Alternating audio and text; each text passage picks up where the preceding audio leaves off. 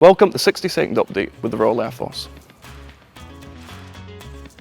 140 Expeditionary Air Wing has returned to RAF Lossiemouth after 4 months on the NATO Baltic policing mission. 140 EAW included personnel from 9 Squadron, 1 Fighter Squadron and RAF Global Enablement providing critical supporting capabilities.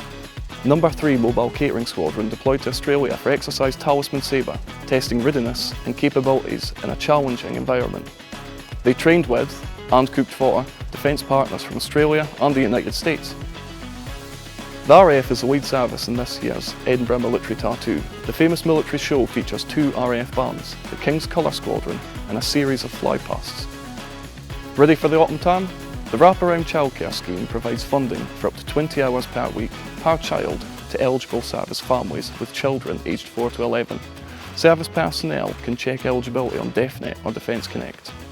That's everything for this week, but look out for Top Guns Inside the RAF, a new documentary on the life behind the wire at RAF Lossiemouth on Channel 4, and we'll see you next time.